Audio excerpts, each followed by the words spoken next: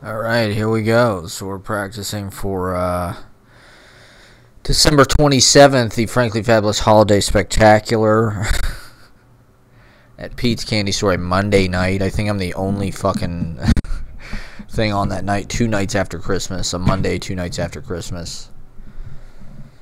I'm not sure. I mean, I wanted to do something in December. I was hoping for something before the holiday, but obviously that was booked. I mean, I sent him an email like a week or week and a half ago or something. I was lucky to get anything.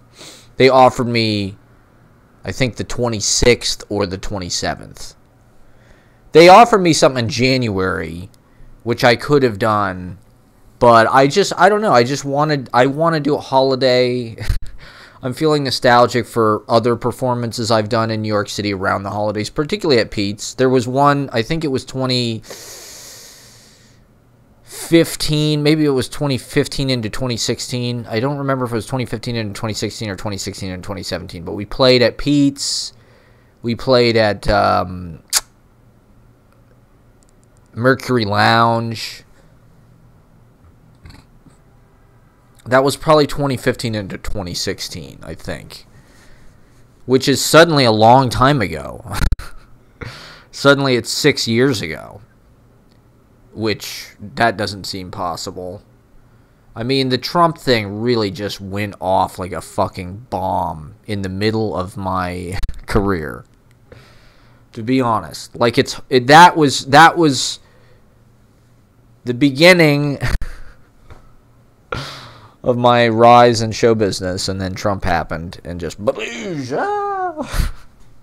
now I'm back. So I'm trying to figure out what the fuck. I mean, I made posters. You got I hung one up in the drama bookshop yesterday. They're pretty cool. It's me and Pete's basically doing this. I don't, it's Pete's. If you get 15 people in there, it feels packed. I don't necessarily think I'll get that many. If I can get 5 to 10 people to come out, I'll be happy. It's more just like, I just want to do something. Lord knows where we'll be with the Omicron variant at that point, but,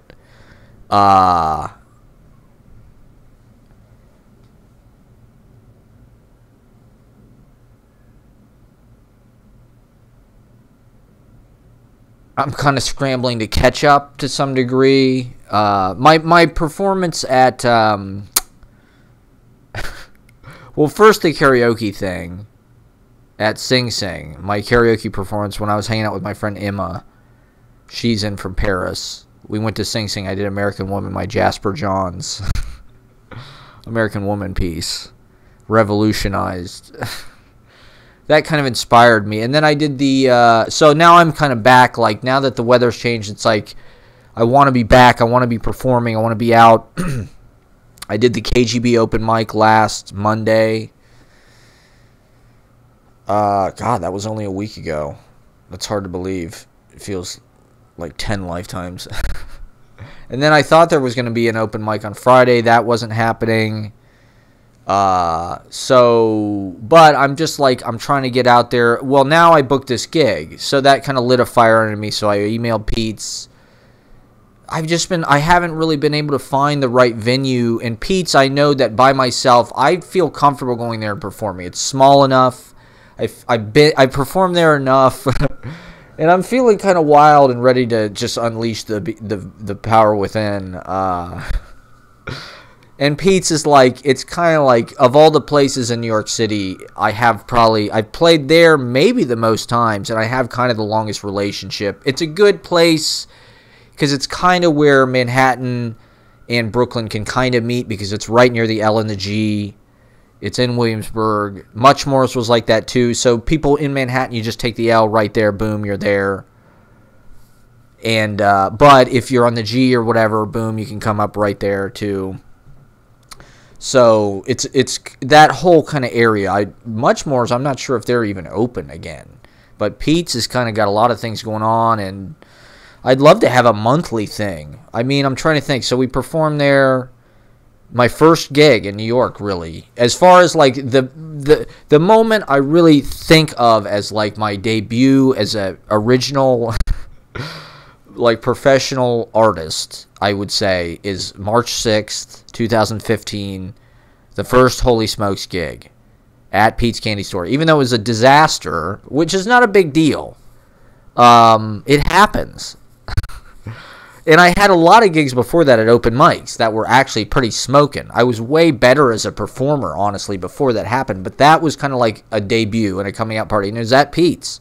I always wanted to play there. It's really a gorgeous environment. And it's a cabaret kind of feel. It's just it's intimate. And so you can, I don't know, it works. I don't know exactly what I'm going to do, but it's an experimental performance. And there's going to be music, there's going to be poetry, there's going to be this type of thing, stand-up comedy type thing. Not really stand-up comedy, I don't want to call it that. It's more just like stand-up philosophy. I might do American Woman. It's going to be that type of vibe. It's just going to be 100% entertainment at all times. So I'm working on that. I'm trying to work that out. I do feel like, well, this is an excellent way. This is why I'm doing this. This is an excellent way to train, doing these 2-hour. And I've kind of, like I said, I've gotten out of the habit of it because I've been on this kind of outdoor tour of Manhattan, riding my scooter around, doing these readings all over the place. Those have been my performance, and they've been great, but they're a certain type of thing, and I'm not sure. I'll do a little of that when I'm at Pete's. I'll probably read a few poems, and I'll probably read a long piece. I'll probably do like a long sequence maybe at like the climax. But I'm also going to do some songs. I'm going to do probably some of my classic hits from my career. But like in a new way. Maybe I'll write some new songs. I don't know. I'm trying to set this fucking keyboard up. I can't find an AC adapter for it. So I'm trying to get some kind of like cool. I would almost rather not even do songs. I want to get like a drum machine and like a keyboard and just kind of go off. That's my goal. I'd love to get some pre-recorded. If I could just plug my phone in to the PA and have beats that I like can sort of just go nuts over, that would be ideal. That's kind of what I'm trying to work towards. Because I am going to publicize this. I don't think there's going to be any competition. And just like New York, it's surprisingly just a boring landscape in a lot of ways. Unless you're seeing like professional level acts. It's like everything, I don't know. This was the only fucking flyer at the Drama Bookshop that had any flavor. You know, so I think people there will see it and be like, what's this? This looks kind of interesting. Like, Frankly Fabulous Holiday Spectacular. It looks kind of campy. It looks kind of like a character. And I'm not sure what it's going to be, honestly. We'll see when we get there. It's going to be a melange. It's going to be a stew of a lot of different delicious performance options. And sort of putting that all together. It's going to revolutionize entertainment. Music.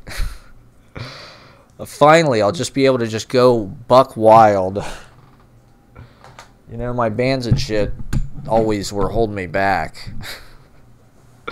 So for me as a solo performer, it's an opportunity to just be entertaining. That's the goal. However the fuck that's going to happen. And to really get experimental. Back to my roots. You know, when Holy Smoke started, it was very experimental. Those songs that we never played again, like Your Perfection and Brooklyn Girls, New York City Skyscrapers, when Rue was on piano and Eric was on drums. That was really a magical session.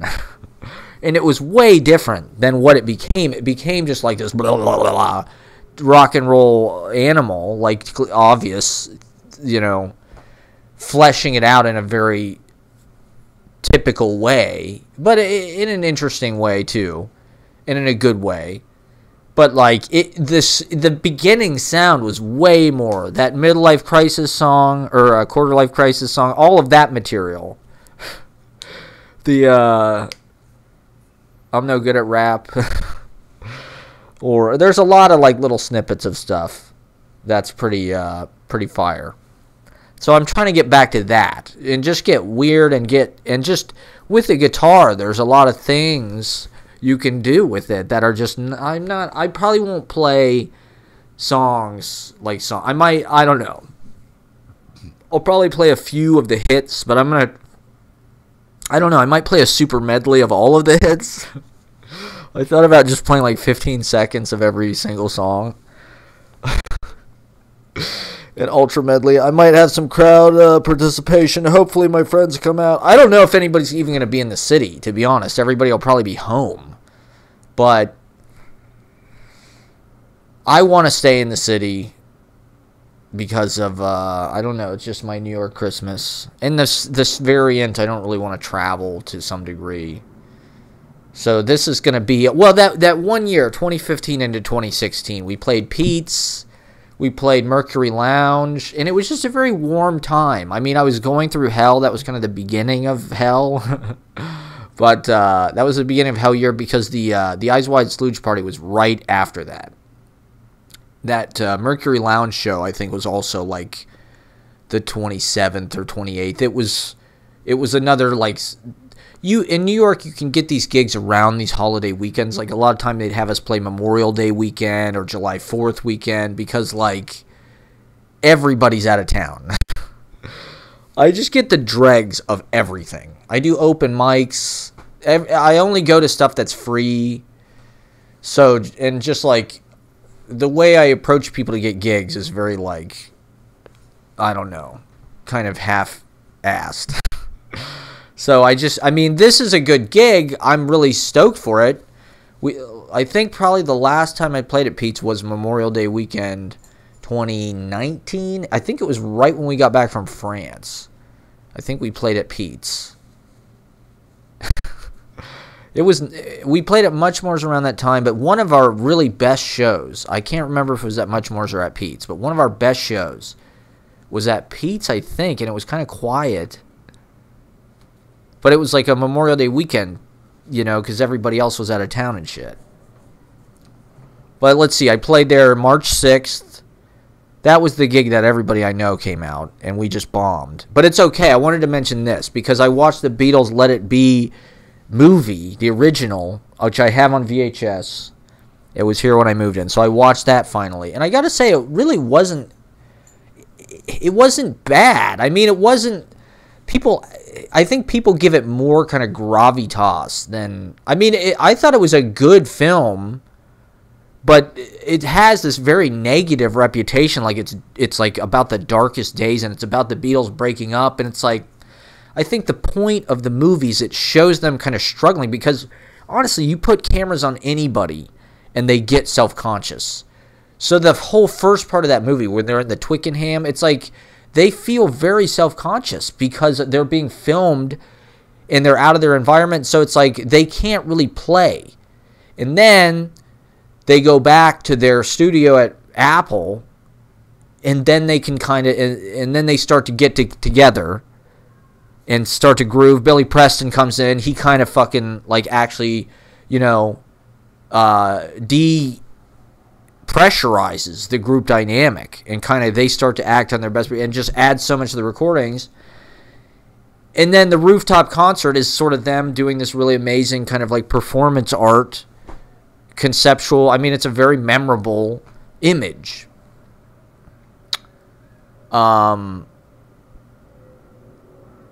So I think that's the story of the movie. It's not about, like, they're breaking up per se. You know, like, certain things about it that are, like... I mean, this movie was the document for the last 50 years, until this Peter Jackson thing came out, which tells a much different story, I guess. Or I think people just have an idea in their head about what the movie is. I don't think anybody's actually seen it really that much. It's not like some great movie. Mostly...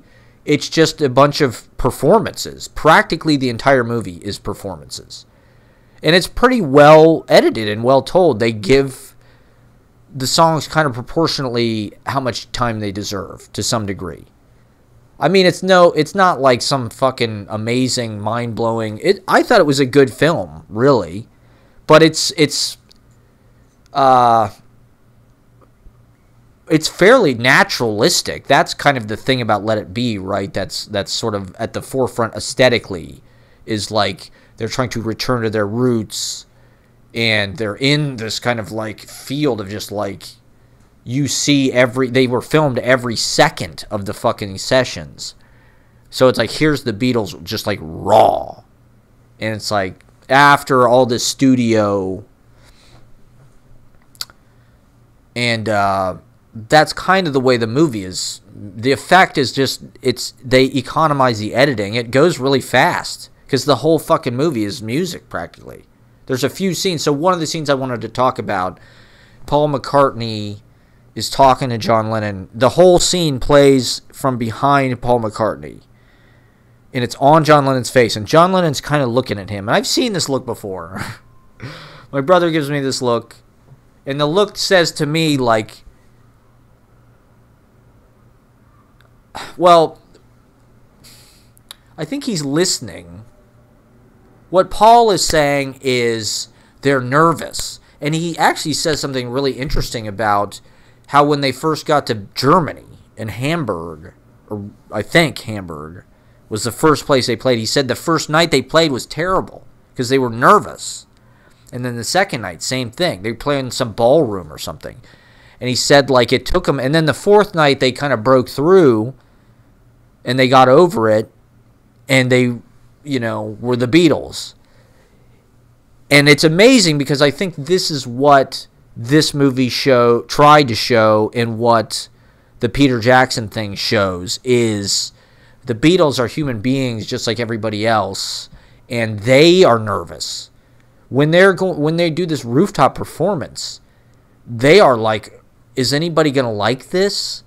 They hadn't performed in front of people in a few years.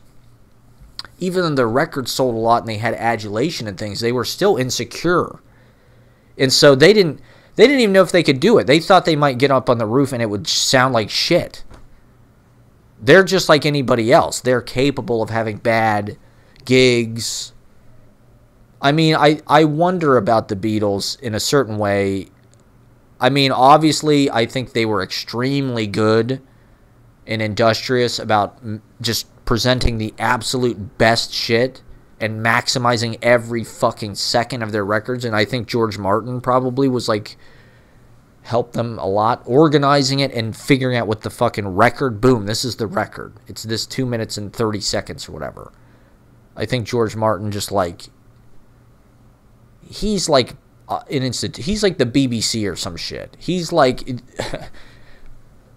a British just like institution, and I think the way he made those records was with that kind of like wartime, just like he's not going to stop until it's perfect, and the clarity of that, getting it down to like, and just organizing it, and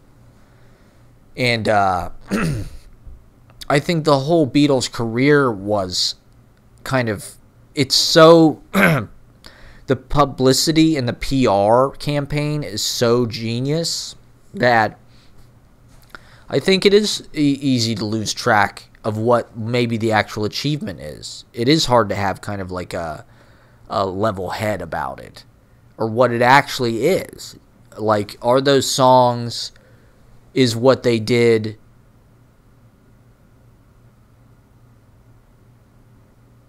like a lot of the claims they make, right? Like supposedly they claim Ticket to Ride has the first feedback of any record. Like, that's probably not true, I don't think. There had to have been feedback on a fucking record before Ticket to Ride. Like, they claim a lot of shit, like the Let It Be movie. It even being like, oh my god, they filmed him in the studio. It's like bands had done that. Godard filmed the Stones in when they were making Sympathy for the Devil. I'm pretty sure that's before Let It Be. Like, they present it like it's this, or like the rooftop concert. I remember as a kid when I was first sort of discovering the Beatles, there's so many things in the Beatles that just feel like iconic and just feel like these unbelievable, indelible images. And just like the whole career feels like that. There's just Ed Sullivan Show and this and that. And then the rooftop concert just feels like this thing that's like, whoa, this is like legendary. This is just like, the image is very striking. And to be honest, seeing it in the film and reflecting on it, I do feel like it probably had a big influence on, like, for me, performing in public, right? And sort of like bringing the magic to the real world. As a band, I've always wanted to do that. Perform on a truck or something, driving around the city, and you know, the pandemic, right? That was like everybody's opportunity to perform in kind of incongruous public places. Were the Beatles the first people that ever did that? No. But I don't know. For some reason, that image, the packaging of it, the film, the clothes, their hair, all of it just like makes it this singular kind of cultural event or something. It feels that way. The Beatles' career feels like kind of separate from the main culture at large, but also like one of the driving factors of the main culture at large through the 60s. And I think even they believed the bullshit. You know, like, looking at this now and seeing that, like, well, Paul and Ringo are still alive. George died 20 years ago. They could have walked away. It's almost like too awesome to think about. The idea of like the Beatles actually getting back together, because like I don't know, there is something singular about their music that feels like undeniably, immediately effective and arresting. And I think in a certain way that was their talent, is just like creating these like, whoa, like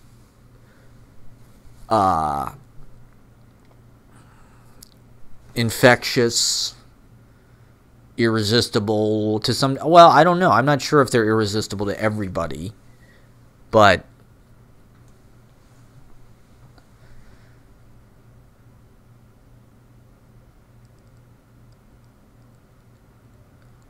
you know, I've been thinking a lot about how they were art students and how a lot of their music kind of has that effect of like, it just leaves you with this kind of like feeling of just like profundity, or like flashes of just like I mean, their records are just full of stuff. Well, part of the, I don't know, the Beatles are just in the air this right now, because this Peter Jackson thing just came out, this Get Back documentary, which I haven't seen. It's on Disney Plus, but I have Let It Be on tape. So that was my version. I'd like to see Get It Back now that I've seen Let It Be. I'd like to watch Get It Back.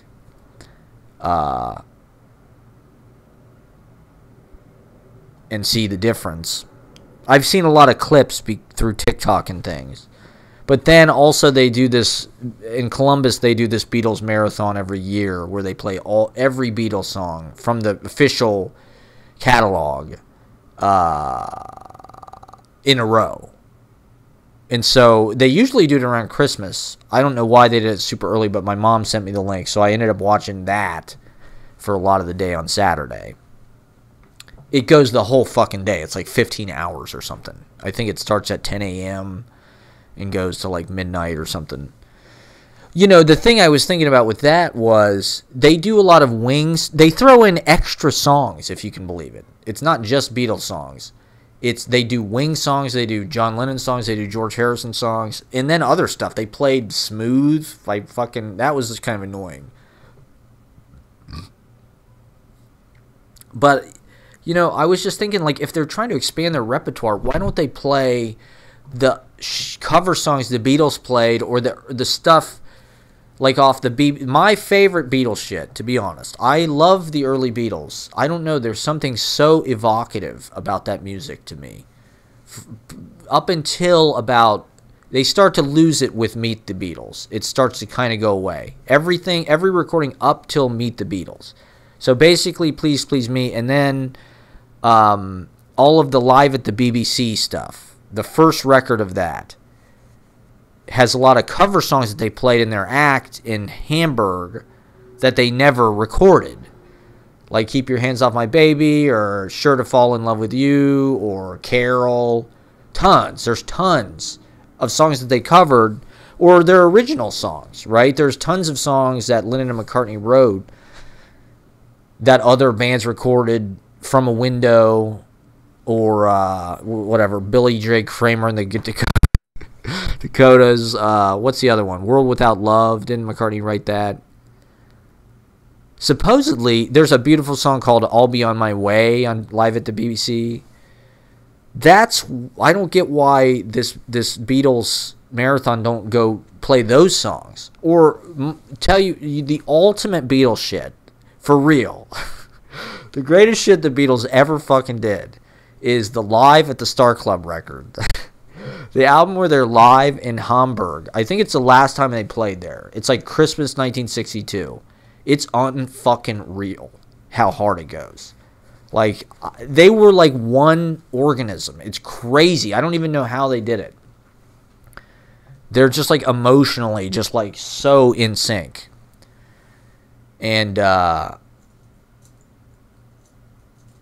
it's a lot of weird cover songs and shit. Like Red Sails on the Sunset, of course, that's a big one. Your Feet's Too Big. Shit that they never da-da-doo-da. And the recordings are not good, so you can't even really hear what the fuck is going on. I mean, the Beatles marathon thing is, I like Joe Peppercorn. He's cool. He's a nice guy, and I respect him a lot. It's a cool thing. It's a great thing. But, like, the singers are not great. It's the Beatles, right? Like, they could probably get better singers. I mean, they could bring on guests more, maybe. They do, like, it's 15 hours or something, like. But it's just, I don't know. Like, the Beatles were such an intense thing for me as a teenager, and in a certain way, I feel like that's where their work lives. Like, to some degree. I mean, it is profound, and it is beautiful, and it's amazing, and it is, like, almost like a religious... like, it's masterful. But at the same time, it was only 6 years or something. That's what I mean, like, with the perspective we have now, it's like, why couldn't they have come back together? Like, this Rolling Stones are still playing gigs. Like, it's such a fucking tragedy. It's kind of unspeakable, actually. It's a loss for humanity. And in New York City, it's oddly very present, right? Because of the Dakota and the Imagine thing. But, like, the fact that John Lennon was killed when he was only 40 years old is, like, one of the great tragedies of, like, the last 50 years. Because think about the songs that could have... the Beatles probably would have gotten back together. Like... that'll never happen. Like... that's kind of... it's like one of those losses that it's almost just, like, too profound. Like... these guys, I don't know, they made magic together. Their story's kind of corny. It's just like Peter Jackson. They're hobbits. It's just another Hobbit story. It's the real life Lord of the Rings. They're unlikely heroes.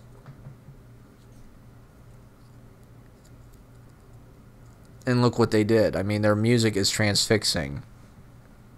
But you absorb... I mean, I listen to it so much that it's like, it's almost... I can't even... I don't know where to go. It's like you want something new, and there's just nowhere to go. It's like, what... is there something I haven't heard yet? Like, what is there?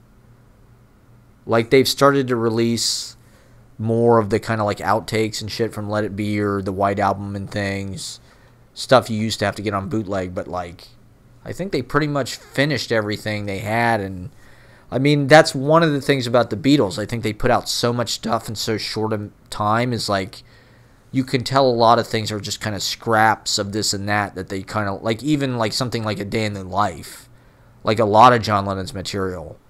You're like, this is not, he probably didn't have hardly anything. Day in the Life, he had a nice section that they put in McCartney's part and a bunch of kind of recording tricks to kind of make it a thing. As well they should have. But, I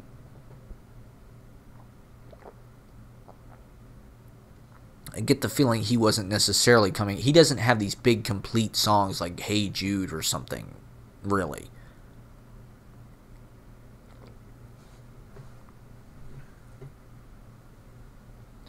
I don't know. I don't necessarily want to go into a whole fucking Beatles thing because the topic is endless.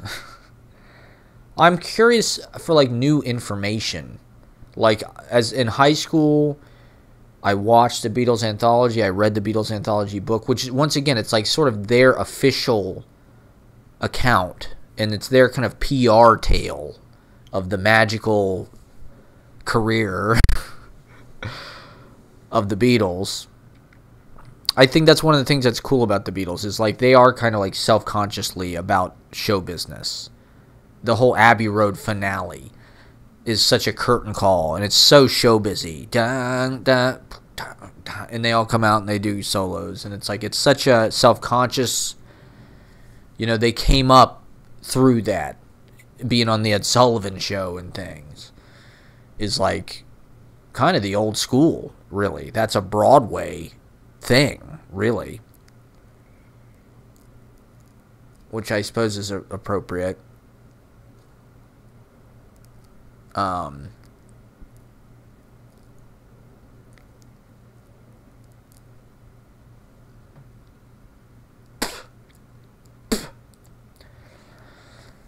It's just like those guys made such a huge fucking impact. I mean, I know most of my youth, most of my teenage years were spent trying to learn how to become some combination of all the Beatles put together.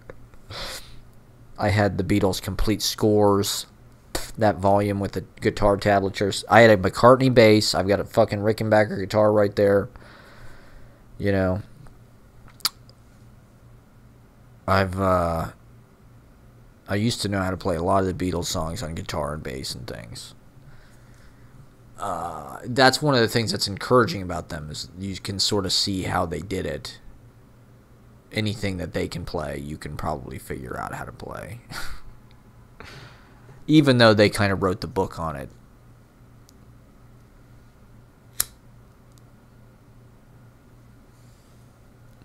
So to some degree, I'm trying to reconcile, like,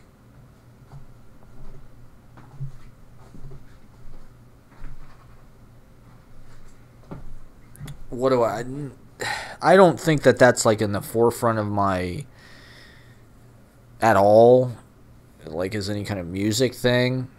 For this show, for instance, I'm not really intending it. Although I think I do want to show people the future of music, which is this. I don't know. I just think more bands should approach it like the Grateful Dead. So I would like my next direction in music that I go in, if I end up, you know, doing it at all. For one thing, I think music is just a good practice. It's like exercising or sex or, you know, a sauna. It's just like it's therapeutic. It's cathartic. It's like going to church. You know, I think it's one of those things, the vibrations and the group. And it's just healing. It is healing, absolutely. So for me, it's more about that, really. The career stuff, I mean, I'd like to be, that'd be awesome, but like, there are a lot of reasons why I always think more about live performance. I don't really think about, I'm not trying to tailor my sound. I think the sound today is too updated for me to actually be able to compete seriously. Like, I'd really have to play with pedal boards, and I'm not sure if I'm going to try to get a pedal board or what for this show. I don't know what I'm going to do with that. It would help a lot. I'd like to have just some kind of sound, scape over which I can verbalize, which it's going to be hard to do without a pedal board.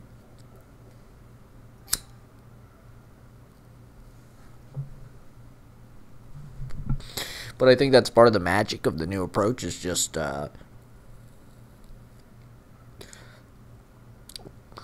getting the sound any way you can, which means if I have to do it with my mouth, I'll do it with my mouth.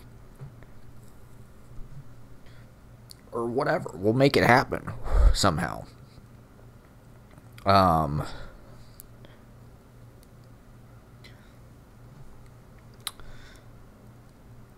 So I'd like to start within kind of like the confines of song, and then take it within the song to the deconstruction kind of extremes of Wavetable. The thing about Wavetable is it was such a musical, it was like a meteor belt of just like all this sound, and it just went whichever way. And it kind of deconstructed and expanded and then kind of contracted. And so I'd like to be able to take a rock and roll song. And I do want to put a focus on being a rock and roll act. Because at this point, rock and roll is like way in the past. But I think rock and roll is cool versus like rock. Like most bands you see now are kind of like, they're post-rock bands. And they all kind of have like, they all have like equipment and sound and gear that's like rock, even if they're whatever, even if they're just like a punk band or girl band or whatever. Not to label in that way, but there are a lot of bands that are all girls now. That's like the thing. And so to me, I'm not Delicate Steve. There's this guy, PD USA. I saw this guy's headlining at Baby's Alright. He was playing Baby's Alright like Thursday night at like 10 o'clock. He's big on TikTok, but his act is very similar, honestly, to what I'm doing in a lot of ways. Except he's not angry and aggressive. He does this thing where he like improvises lyrics. He's got like a nice kind of gentle like keyboard tone that's like playing like kind of nice, sort of jazzy like vibraphone chords. And but like really slow and gentle and like almost therapeutic, like deep thoughts. And his energy is like super like, hey guys. But he kind of freestyles these kind of like just like delicate, and they're funny. What was the one I saw about? I don't know, but it's like, this guy's headlining Baby's Alright. With Holy Smokes especially, I think I started at a place that was like kind of extemporaneous, interesting, kind of experimental, and then it quickly became like, okay, how do we turn this into like a traditional or sort of a postmodern Americana band? Or I don't know, that band in particular was about the United States at that time, and that was even right before Trump. I mean, it was based on trips I had taken from New York back to Columbus in like 2013-14, where I was just like, oh my God, like shit is insane. And then obviously it got worse. But that's the imagery, and the sound kind of just became that. It became it's sort of like a Stones, it's sort of like Bob, but it's very simplified. It's sort of like Lou Reed, it's sort of like Springsteen, but like, at the time, I didn't know anything about jazz or whatever. My musical knowledge was like rock and roll stuff pretty much. Which has a lot of those things. There's elements of that. There's feedback, and there are free jazz type things in rock and roll to some degree. But most bands don't really know how to do both. They either take it to like some place where they're just like way too weird, like Fish or something, or I mean, even stuff like Zappa is just like, it's just too much for me. It's okay. Zappa, it's too much. It's too fucking much, to be honest. It's too many notes. The King of Austria was right, or what? It's too many fucking notes. It's okay. I mean, there's a time and a place. It had to go somewhere. You know, at that time, I think he took it as far as it could go. Somebody had to do that. He was the only one that could do that. So, good, you know, but I don't really love to listen to it, to me. It gives me a fucking headache. Well, I didn't really realize that having 2 chords in a song is really not a big deal at all, actually. And in fact, you can explore that and use that. To me, it was like, I was always like, oh my God, I need more chords. I got to be like Brian Wilson. I got to be like the Beach Boys or whatever and have more chords. This is not a song. This is 2 chords and a bunch of lyrics. How am I going to make this work in front of people? And the truth is that all songs are like that to some degree. I mean, I think when it comes to something like the Beatles, you can't really do anything other than what they did. Like, their songs are so tight, and you can't really play them. Like, there's not a lot of room. That's not necessarily true of all their songs, but, like, a lot of their songs play themselves. If you start playing, like, I Feel Fine or something, it's like that song is almost going to carry you through. It just works. Whereas, like, if you have, like, a 2-chord kind of amorphous...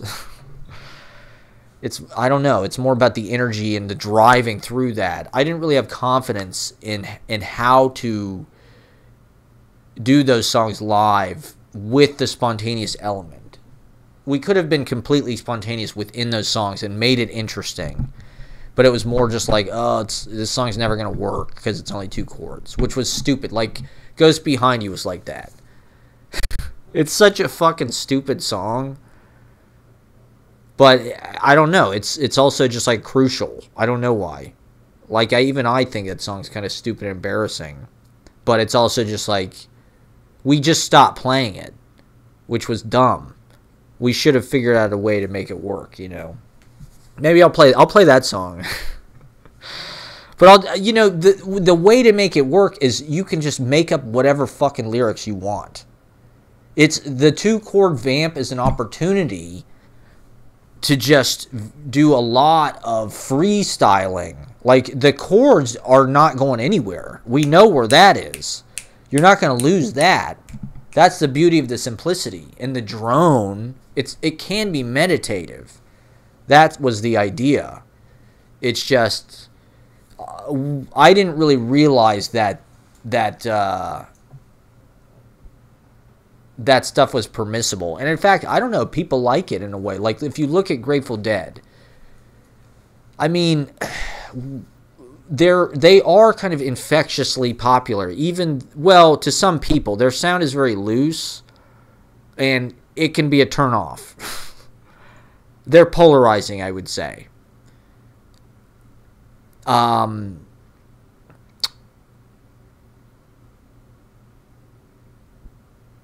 think the exploration is what people are drawn to. Like, you get the song, they play the song, you get the verses, you get the 6-minute Uncle John's Band, and then Jerry can just kind of wax poetic in between. I mean, it's always Jerry. 9 times out of 10 at a Grateful Dead concert, Jerry is playing a fucking solo. But it's a peculiar thing about why Jerry is so charismatic or so magnetic. I don't really get it, really, actually. His tone has, like, it's kind of clipped, it's kind of like hollow in a certain way, but it's also just like, it's so unique. The scales, and, you know, he's not Santana, he's not a pentatonic regular guy, but he's not a jazz guy. He's somewhere kind of he's not a picker, but he's kind of a picker. He started out playing banjo and shit. And his style kind of reminds me of my dad's style, who learned from bluegrass musicians and, you know, from Appalachia and shit. And they pick every, you know, the way they pick the string is like they're picking, and there's very there's like a precision and almost a staccato, but not quite. Jerry just has these run-on, and I think it is just an appreciation of the color, the texture, the shapes, the vibe, the run-on. It's very similar, like listening to a Charlie Parker or a Coltrane or a. I mean, it's in a different idiom. It's a country rock, country, you know. Folk, psychedelic,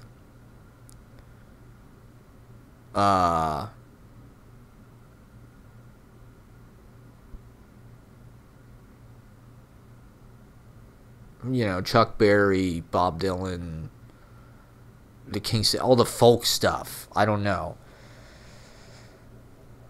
You know, it's weird, though, because I always got the impression that Grateful Dead had, like, some kind of huge repertoire. Like, they were always playing new songs, and it's like they play the same cover songs. They play El Paso, they play Good Lovin', they don't really go that far. They play Promised Land.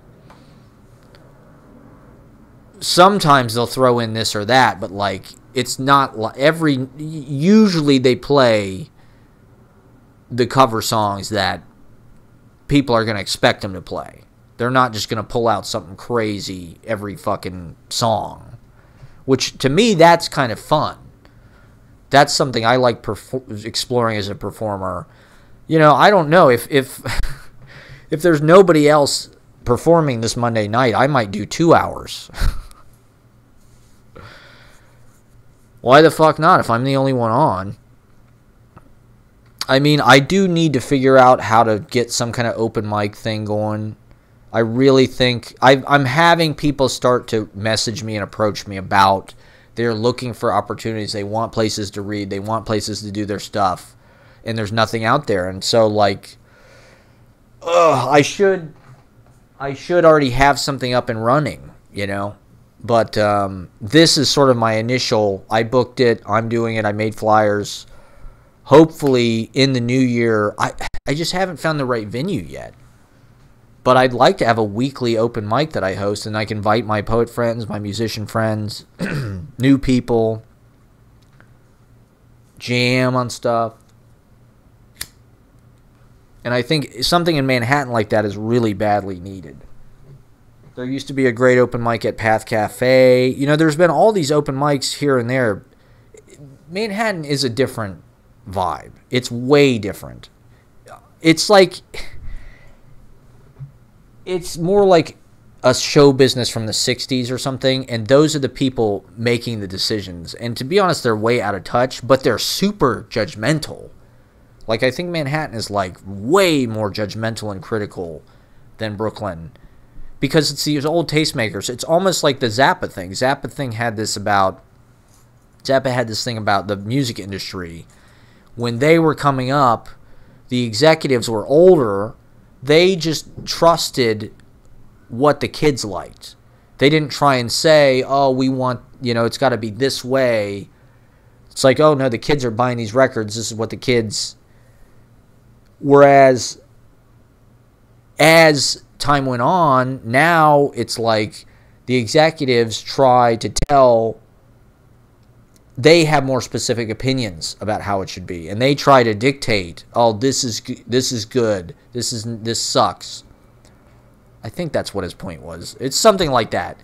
That's how it feels in Manhattan. It feels like, you know, on Bleecker and McDougal, like Cafe Wall or The Bitter End. It's like the bands they have in these fucking clubs are so shitty. They're so fucking lame. Like, maybe boomers who go in there to, like, have tourist steak and shit or whatever, tourist meal and 2-drink minimum.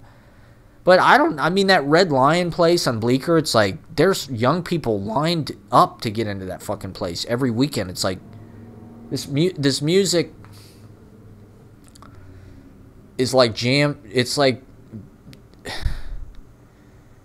the Cafe Wall house band. It's like a bad funk band. It's all bad funk music. Like, it's not funky hootenanny shit. It's not rock and roll. Well, I guess that's the culture of that place. I mean, Brooklyn, right, has a lot of cool fucking bands. That's where, like, I went on a date with this girl last Thursday. She lives in Clinton Hill. I went to Clinton Hill. We went to this place, Barbalinas. It was just like every other date I've been on. She was hot. We talked for about an hour and a half. She said it was nice meeting me, and we went our separate ways. But her life was very cool. She knew all these bartenders, and she's always going to these shows at, like, Brooklyn. She's going to see LCD Sound System at Brooklyn Steel and shit. It's like, that's where the bands are. They're in Ridgewood. They're in Bushwick. They're playing at the Sultan Room, or I don't even know. They probably all moved to L.A. Where do I see people playing?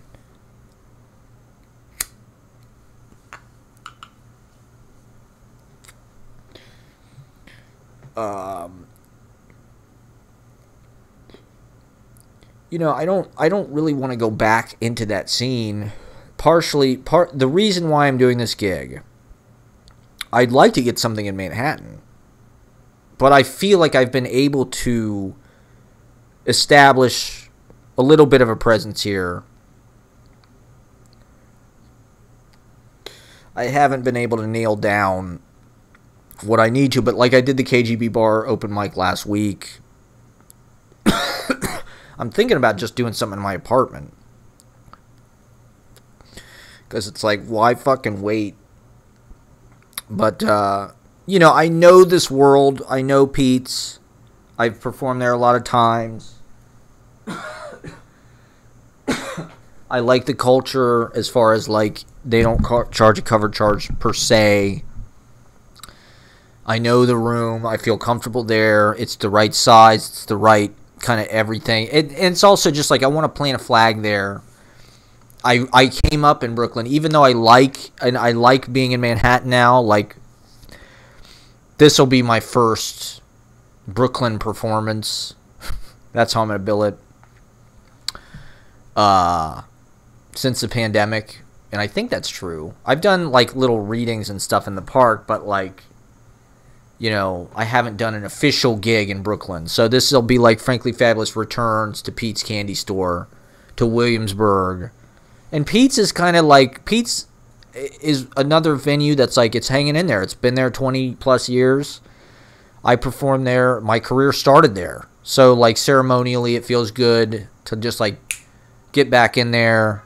For what I'm trying to do, I think it's the right size place. I don't necessarily know it's the right culture, because what I'm going to do is going to be pretty weird and maybe slightly aggressive seeming, which Pete's not necessarily that, but nothing is, to be honest. So I am just bringing that energy. It's who I am. It's what I do, even if nobody else is doing it. I've got a unique window of time. I can do this. And I'm going to get something going in Manhattan. It's just I haven't really figured out the right place. I should have got something in time for the holidays. Who knows? Maybe I can still set something up. I guess I should be working on that. But, you know, I'd like to get just some gigs rolling, you know. And most of the people I know live in Brooklyn. So if any of them are going to come, which I don't know. I imagine a lot of them will be home for the holidays, but maybe not. So people I know might actually come to that show, whereas, you know, KGB, I think people didn't necessarily want to come into Manhattan. Pete's, if I publicize it, you know, hopefully some people, at least in the neighborhood or something, will show up. But okay, so these bars on like Bleecker and McDougal, it's like Bitter End. It's just like, ugh. It's the most bland, like, songwriter, a lot of white blues guys. And it's like,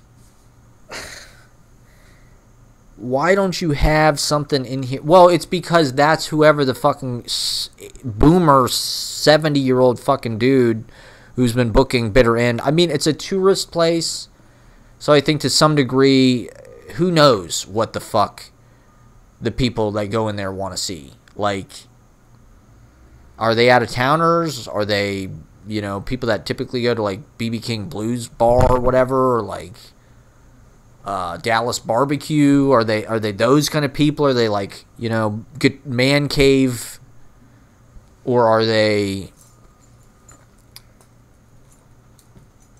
I don't, you know, I thought, why couldn't I do an open mic at Bitter End and have poets and the weird songwriter, have noise musicians, people come from Brooklyn, you know? Why not try and make it actually cool?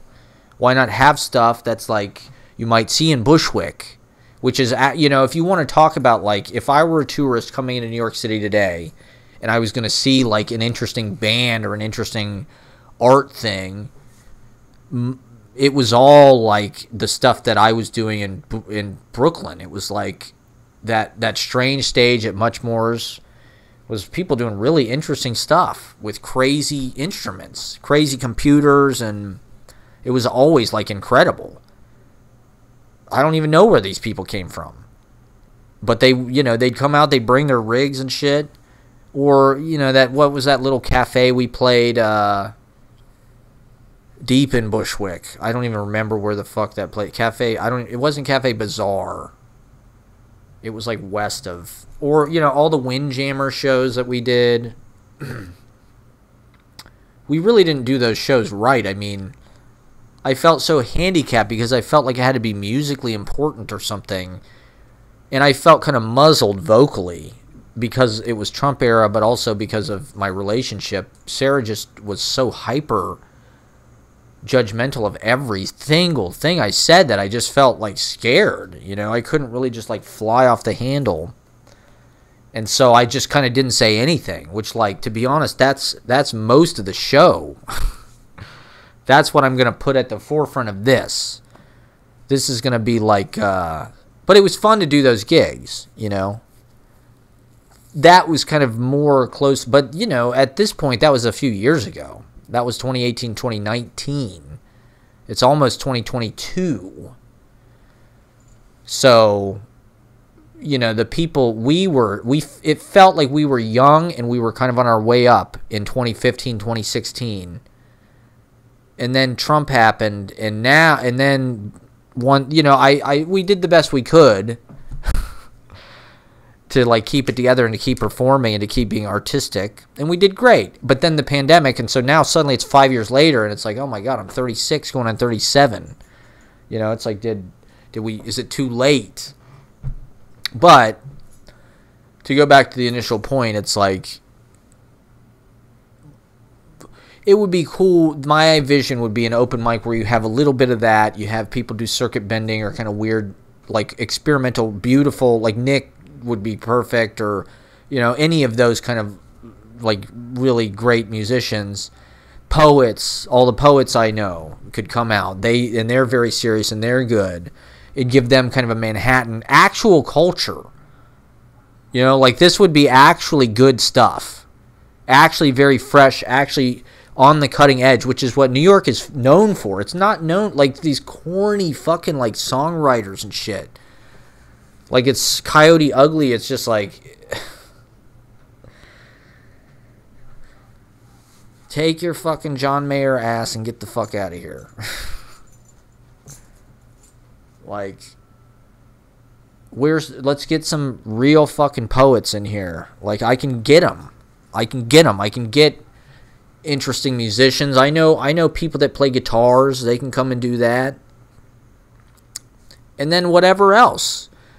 I wouldn't want it to be necessarily like Under St. Mark's, where it's like really weird. Another inspiration is the Gong Show. I want to do like a live gong show somewhere in Manhattan, which would be the open mic. I don't know if Bitter End is the right venue for that, but I want to do open mic hosted by Frankly Fabulous. I don't know where I could do it. I don't know. I just got to figure it out. I got to manifest it. I'm manifesting a venue, open mic. So I don't want to do it in Brooklyn. I want to do it in Manhattan. I feel like we could get on TV or something. There's just nothing going on in Manhattan, really, it feels like. I mean, there's some Berlin on Avenue A. They seem like that's like one of the few places I know that sort of imports Brooklyn culture into Manhattan. There was that place, The Dance, that's probably long gone. But that Berlin place on Avenue A, I don't even know if I could think of another venue where like actual bands are going to play. Does Piano still have music? Possibly. As far as open mics, there used to be, right, Sidewalk Cafe. That was Monday night. It was packed. There'd be 60 or 80 people trying to get on the fucking list there. Because you'd Google open mic New York City, and that was the first thing that came up. It was like, this is the best open mic in New York. And it was like, it was interesting. I loved it, but it was like, if you were trying to perform, like, it's not great because you're going to be waiting for hours and you get like 3 to 5 minutes. I think you might get 2 songs. Then they do a lightning round, you get 1 song. I only performed there like once or twice. But I went a few times and it was just like, there's 100 people there waiting to perform. The one on Under St. Mark's is like that too. You're there till like 2 or 3 in the morning before you get to perform. It's just like, I can't do this. Sit through. Well, that's an interesting one. They're still doing that, so I might go to that tomorrow night. I'm not sure. It's just such a commitment. It's just like, oh my God. Well, they haven't been doing it in St. Mark's Theater. They've been doing it at Crane Theater, and I don't really want to see it there. I'd rather see it at St. Mark's Theater because I don't know. It's an interesting space. It's really an amazing open mic, but it's weird. I wouldn't want to be that weird. Like, I like the idea of having people come up and do lectures and things and just kind of have it be an open forum. That's kind of the way that I would see it. Like, just because Manhattan is this sort of moribund tourist, it's almost just like the whole thing is Botoxed frozen or something culturally. But it doesn't have to be. Like, there are a lot of smart people here, obviously. Like, if you bring something really rich and fresh here, it's just a shame you don't see that. Like, why? Brooklyn is right there. Why don't these cultures connect? I guess what's in it for Brooklyn if everybody cool is out there and the culture is out there? But to me, it's like there's almost a disconnect there. That's a missed opportunity, I think, for Brooklyn. Brooklyn feels like some other place, like Berlin or Philadelphia or Portland or something.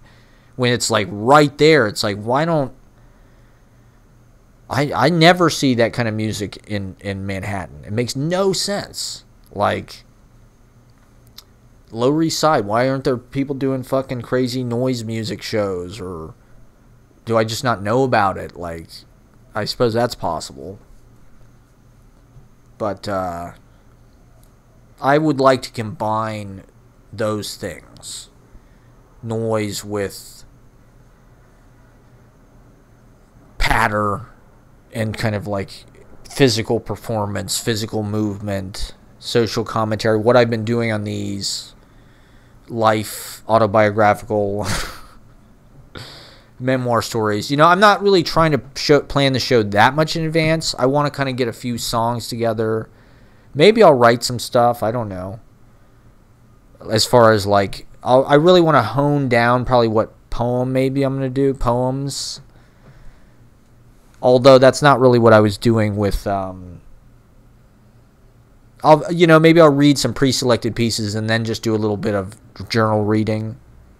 I just want to kind of do a sampler. You know what I mean? It's kind of like a variety show. A couple songs, some journal riffing, some improv talking, maybe some social commentary. Probably not crowd work. Well, a different kind of crowd work. I really want to just like explode people energetically. That's going to be one of my goals. Is to go out in the sea of people and just really get them to escape their bodies. So I got to write that down. I'm just trying to piece out the variety. The act. I told him I'd do 35 minutes. That's my goal. But, I mean, Manhattan is a whole other kind of visibility. If you got a show here, suddenly famous people are seeing you, suddenly TV, things are seeing you, all the influencers are here. And, like, there was an open mic on Path Cafe. That was fantastic. That's where I met Luca DeFabio. That was probably 2012 or something. Path Cafe's been gone for a while. That was it's in the West Village, It's right by the Path station to Jersey. So you get those people right by the river on Christopher Street. It was gorgeous. I played there once or twice. I definitely played my truck driver song there. I remember that. But that was another one there. There'd be 40 people. I used to go with Jake. There'd be 40 fucking people, like, waiting, and just, you'd be waiting all day. So, and then you get one song or something. As a performer, it's kind of a waste of time. It's better to just book your own shit. I mean, when you're starting out, it's a way to cut your teeth. It's I don't know. It's my life. It actually is. My whole life is open mics, to be honest, in a sad way.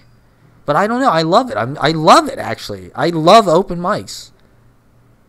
I think they're fantastic. You never know what you're going to get.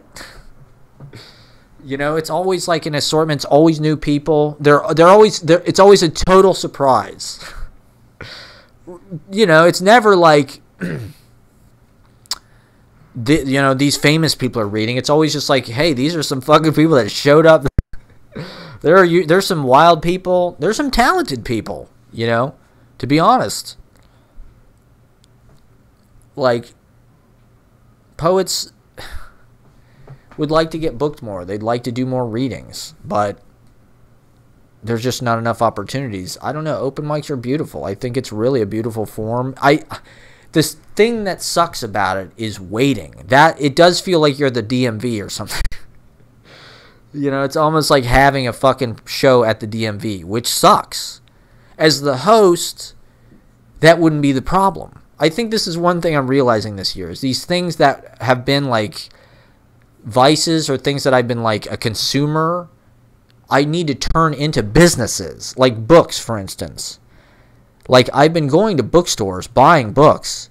Why not just turn it into a business? Why not just sell some? I'm already doing the work, and I'm paying somebody else. Like, if I create a business, people bring the books to me. Like, I can name my price. They come to you. It just makes sense. And as a performer, it feels that way too. I'm starting to realize that the audience is out there, and like I can work with them. It's just about making them happy. So why not try and do that? They want you to succeed. So feel comfortable and actually like do something rather than like, oh my God, I'm so scared. And like, I mean, 99 out of 100 performers that I have seen personally, when they go up on stage, they are terrified. And so what they're giving the audience is like super weird. And I'm starting to get to the point where like, I don't know, I'm getting beyond that, I think. That's why I want to perform more. I need more stage time. And so with the open mic, right? Rather than going to all these open mics and signing up and waiting in line, it's like, why not just host the fucking open mic? They come to you. You're in a position of power. Maybe I could even make money doing it. I don't know. If there's a fucking 100 people, it's Manhattan. These people they came to Manhattan to fucking be famous. They want to play their acoustic guitar in the East Village, man. No one's giving the opportunity. Frankly Fabulous can make you famous. So I need to pitch it. I don't know where. I can't find the venue. I don't know. I need manifesting a venue. I'm manifesting a venue for my open mic. It's a great idea, you know. But also, when you're traveling, open mics are the best thing to do. Any place you go, you should do an open mic. It's absolutely the best way to meet people. You're performing. You don't need to book in advance. You're on tour suddenly. Like, you get shit on. As a performer, it sucks. You get one poem or 3 minutes. Like, you're not getting 10 minutes. You're not getting 15 minutes. And you're in there with, you got to wait. I hate it. I get so nervous. And I'm just waiting and I'm nervous the whole night. Oh my God. Like at KGB. That's how it was. I was just like, I was so fucking nervous. And I did okay. I could have done better. I'd say I got like a bloop. It was a bloop. If that. It was like a bloop single. Yeah. See, this is the show. Okay? So I just need, I need to get this going in the new year and just be doing it the whole year and get it going and just boom. I need to become a part of the Manhattan fabric of society so I can stay. And I see it. I guess I should have been on this already. I mean, until that karaoke thing really shocked me to life. That was the first time I performed indoors. Well, since KGB, I did at KGB, but like since then. And it was sort of like, oh my God, okay, like I need to be out at open mics. I need to be going to readings, meeting people. I need to be meeting poets. I suddenly feel like I'm actually clicked back in socially in a way that I wasn't, even though I was doing stuff. I feel like I want to do like a salon or like a holiday party.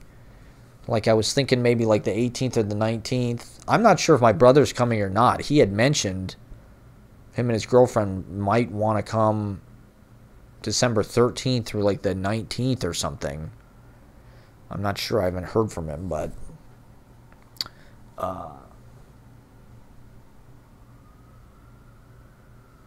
I'd like to get an open mic rolling in the new year. Like have it going in January and just be...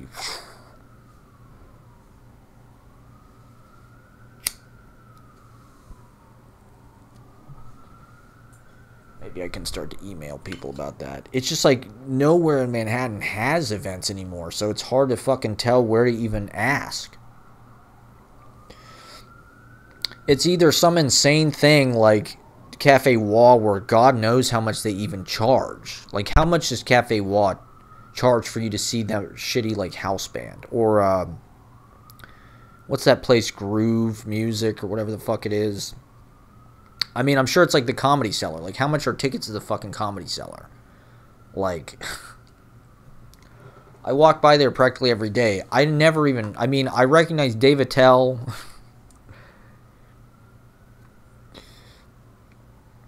I don't know why there's people lined up to get in that place. The Comedy Cellar seems like it does a lot better than the music places. The music places don't seem like they're that. I don't know why people go to the Comedy Cellar, to be honest. I guess because it's famous from TV. But, like, there's not people lined up to get in the Cafe Wall or the Bitter End like that. The Bitter End, just, the people have no taste. They'll book you if you have, like, an EPK. That's all they care about. It's like how good your promo materials are and your band picks and shit. If you're, like, a band that's never played a gig before, but you have, like... an EPK, they're like, yeah. Get 50 of your friends to come out and pay, $10 to see you here at this historic venue with a 2-drink minimum. It's just a shame. Like, get something interesting in there. Like, it's a folk coffee house. Get some fucking guitar players in there, the songwriters and shit. Like, some funky people, not just a bunch of, like, American Idol contestants. That's what it feels like. Every fucking musician feels like they're on, like, the American Idol of whatever it is they're trying to do. Like, their blues guitar or just some white people funk music. Jazz. All the jazz is like that. Like, Manhattan, you're not necessarily going to see some kind of super heshed out Blade Rave,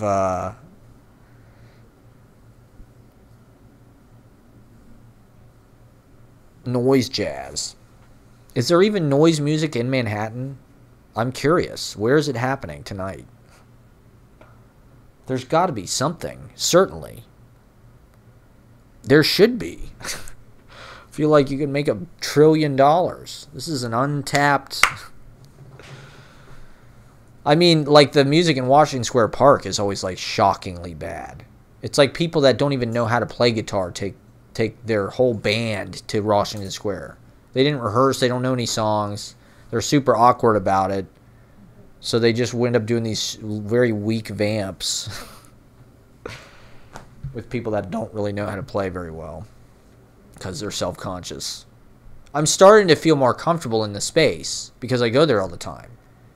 So I want to take advantage of that and be sort of a village character. And if I can preside over an open mic that's sort of a hot ticket, and I think I could. I don't think it'd be that hard. There's not really a lot going on. If you did anything interesting at all, it'd be like, oh my God, there's this amazing show happening. The Frankly Fabulous open mic. Bradman was a bartender at the Late Late. That was near the F stop on 2nd Avenue, so I'd go there occasionally. They had an NES at the bar, and they had an open mic. I jammed with some people there once. You know, I'm not necessarily trying to, like, music is just part of the texture of the performance to me. It's a way of breaking up the speaking. And, you know, so it's not just 35 minutes of me, which I guess I could do. I don't know. I mean, Pete's has stand-up comedy, but I don't know. I feel like if I'm Frankly Fabulous and I'm in Brooklyn, I wanna do some music. I'll probably do like 2 or 3 songs. Maybe like a song at the beginning, a song at the end or something. Who knows? Like, there's just a lot of things about music that people are not exploring. Like as far as just, like, you gotta be jazz, man. You just gotta play. Like, fuck all of the rehearsal bullshit. Play the fucking music. That's what you're there to do. Fuck the rehearsals. Like, the songs are whatever. They're like, we know the songs. We're gonna follow the song. Just play. So I think if I can get an open mic, these are my open mics in New York. There used to be a great one at, there used to be 2 right near my house. There was one at the Monroe every Wednesday. I went there a bunch of times. I think Ryan, what's-his-face, hosted that maybe. And then there was one at Super Collider on 4th Ave. And that one was really good, actually. There were a lot of very talented people. Like, that was sort of like being at a folky thing. Like, but then Super Collider went out of business and they bulldozed it and built a fucking super condo on top of it. Mike Flanagan, or what's that dude's name? There were some there were some shitty people there too. I did a featured set there once, and a guy called me a FAG. These blues guys went on before me, and they said I sounded like an FAG or something. I get heckled pretty regularly. That set I get all my gigs because of blizzards. I only get gigs when it's like completely impassable for anybody else to show up. They know that I'll drag my ass there. Yeah, I'll be there. I'll play. Shit, yeah, awesome. Fuck yeah, thanks for asking. Dude, awesome. Thank you. It's always like spur of the moment. Oh, fuck, somebody canceled on us. Are you ready to play tonight? 45 minutes? Yeah, dude, I'll be there. In the 6 inches of snow. This nor'easter. Fuck yeah, I can't wait. I'm trying to learn. And the fucking thing is I'm learning as I go in New York, okay? It's not pretty, okay? It's an ugly process, but I'm getting there. I should have done it in Ohio. I should have been doing all of this from the ages of 18 to 25. I should have been doing open mics, and I didn't have any of the... I didn't know what to do on stage. It felt like you had to have something more to present. You had to have songs. That was like the only thing you could do. Get songs and go to an open mic and play songs. Even a comedy open mic, it just felt like, how am I going to do that? I don't know. How do you rehearse comedy? Like, you write it down and then you like read it out. Like, how does that work? Speaking of which, the Jerry Seinfeld book, Is This Anything, is incredible. I just need to mention that really fast. It's like poetry. It's an amazing, because he uses line breaks. It's unbelievable. I can't wait to read it. I'll talk more about that later, but you know, I should have gotten more comfortable as a performance or worked out. I think I needed to see certain things here that sort of enabled it, like Spalding Gray or you know, all the Poetry Project artists, frankly, all the people I saw there. I'll be forever indebted. You know, always be a servant for the Poetry Project because of, you know, what it showed me as an artist, really, to be honest. And all the downtown kind of shit, basically. Performance art, free jazz. But not only that, I mean, you know, what Holy Smokes was doing before it was even Holy Smokes, before it was just kind of people playing, that wasn't really like free jazz. We didn't know what the fuck that was. Like, that was just us getting high and fucking just jamming.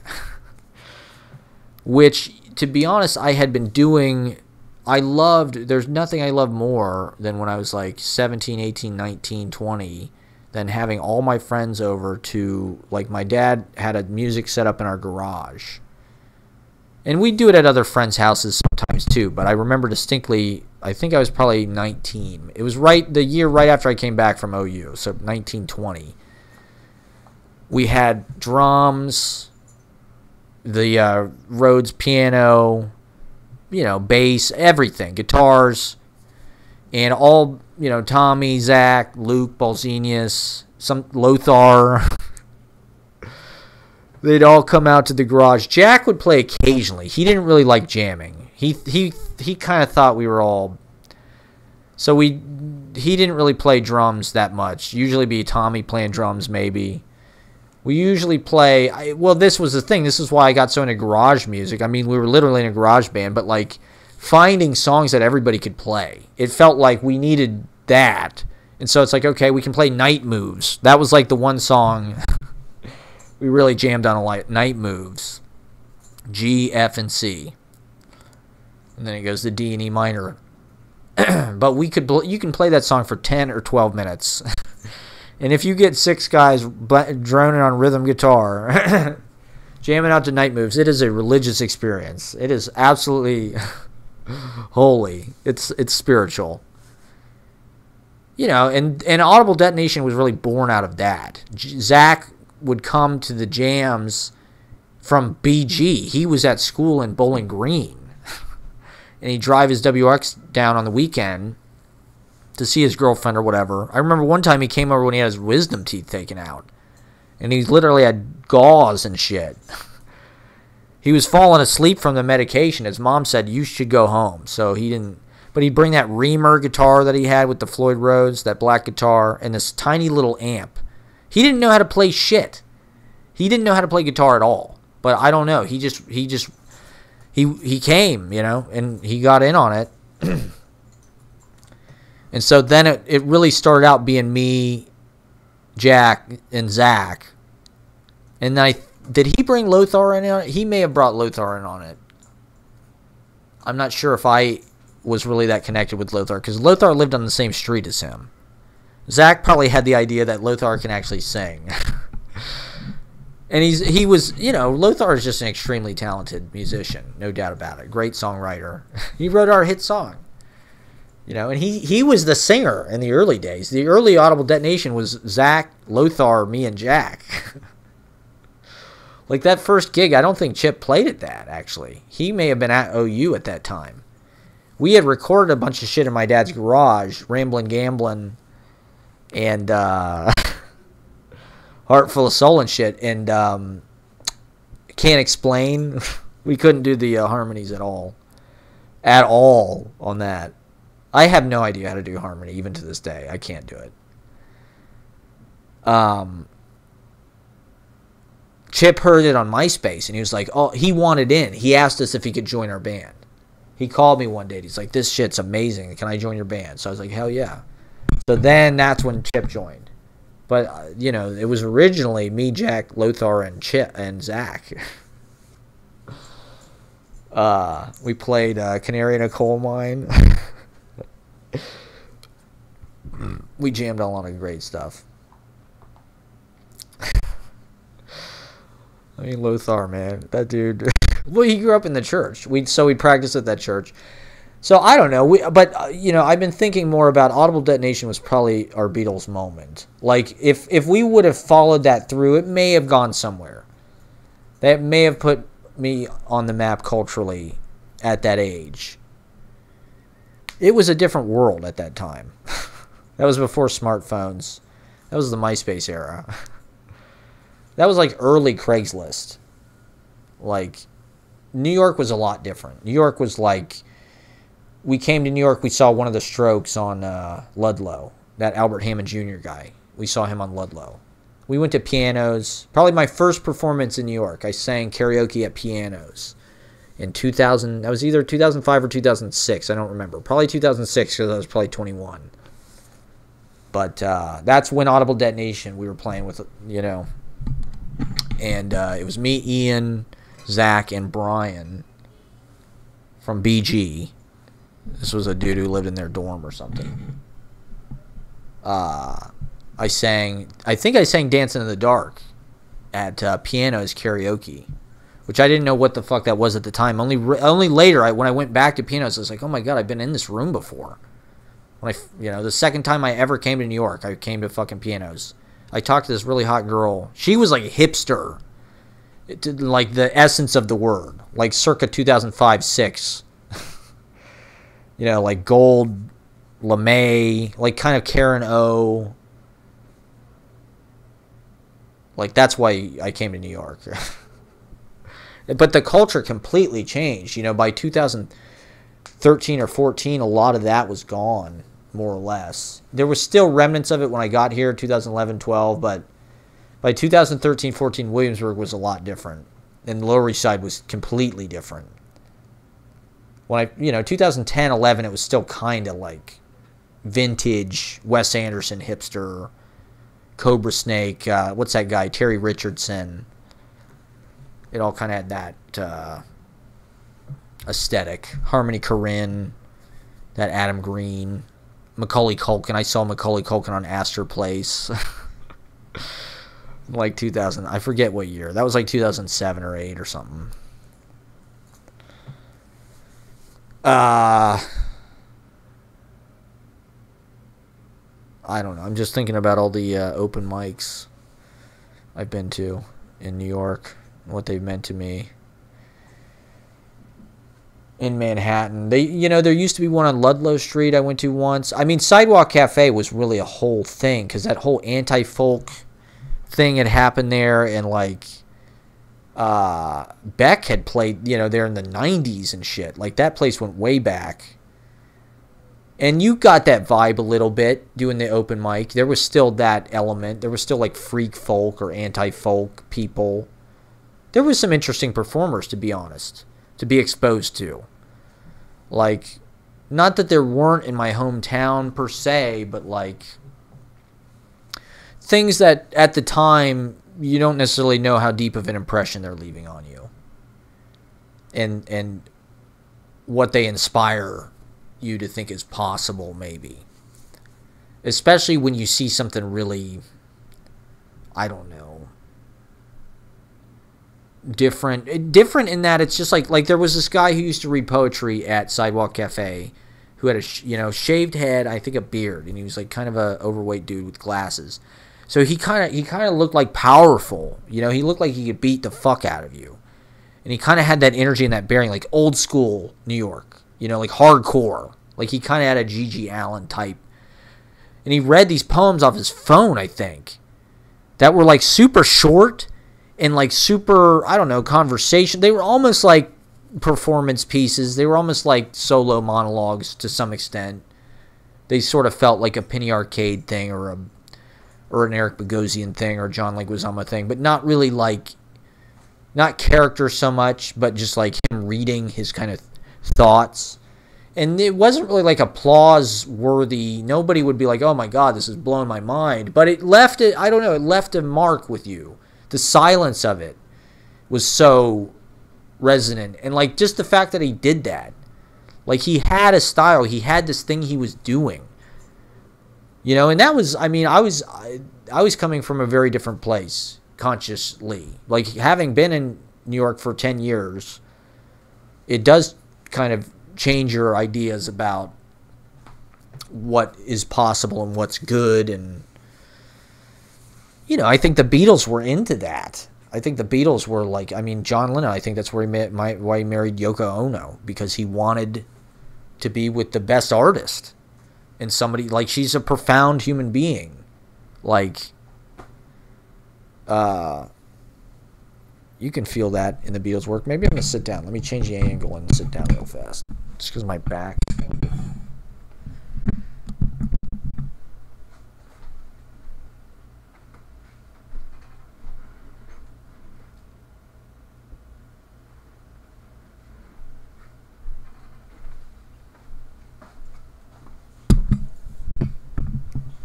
Oh, God.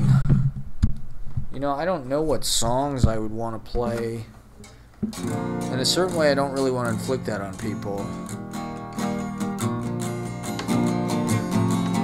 But it feels like I need to play the Holy Smokes songs in Brooklyn. I mean, a lot of times, like, it feels like I'm always, and maybe everybody does this, but you're looking to, like, the past to kind of tell you, like, oh, that worked, that was nice, let's do that again. Like this time period I'm talking about where I was like, this Christmas in particular. We played at Pete's. I remember I had a Santa hat on. Scott was the drummer. Johnny played. Eric, of course. We played at Pete's. And it was a great gig. I remember it being a great show. But it was like, I think Olivia was supposed to come. She didn't show up. I don't remember how we got that gig or why. Maybe we reached out to them. But I remember it being a great show.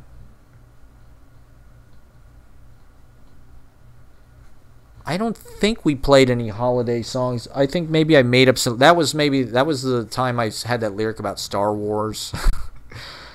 It showed up in one of the Instagram videos because of Christmas and Star Wars and shit. Star Wars toys. And then we played at Mercury Lounge. I think it was after Christmas. Maybe it was before. It had to have been before. Olivia had just moved, or she still lived in my neighborhood, I think. I don't think she had moved into her new apartment. She moved into that place in Williamsburg in 2016. So that was right when we were kind of, we'd had a gig at Muchmore's. I was wearing that cowboy hat and the ascot around my neck. I tied that handkerchief around my neck because I was a singing cowboy. That was like Frankly Fabulous at the absolute most indulgent. We had a horrible gig at Muchmore's where we just, I don't know. I was just going through so much personal drama that we just had a series of gigs that were like public displays of just like agony and heartbreak, and trying to keep it, but amazing run. Like we had a lot of cool shows. They were all over the place quality wise though, but we played a lot of cool places. Like I said, we were playing a lot every couple weeks. Muchmore's. We were playing at the house, of course. The New Year's Eve party. The legendary Eyes Wide Slooge party in our tuxedos. We never really played that well at the house, but you know, it's comforting. You hear these other bands like the fucking Beatles didn't play well because they were nervous. It's like, okay, well, if the fucking Beatles feel nervous, then it can happen to anybody, you know?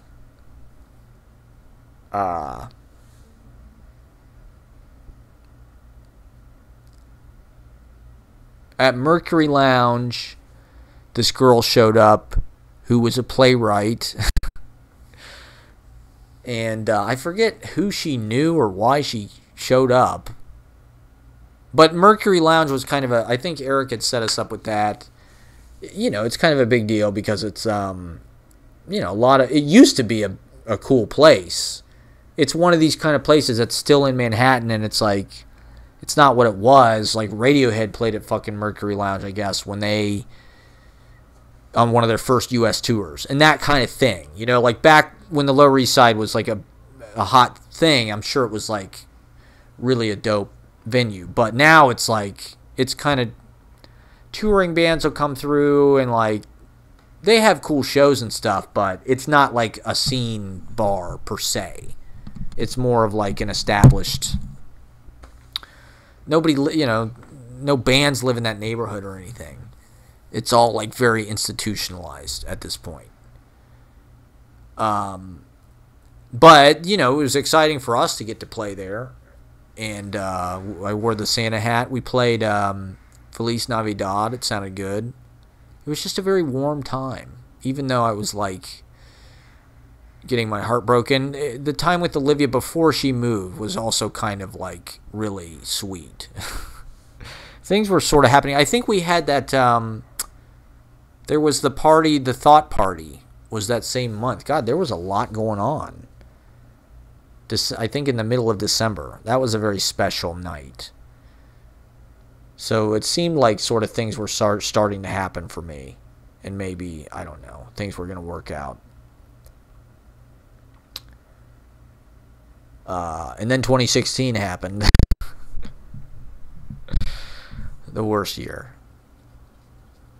And then, you know, the Trump era was just like, forget it. Like,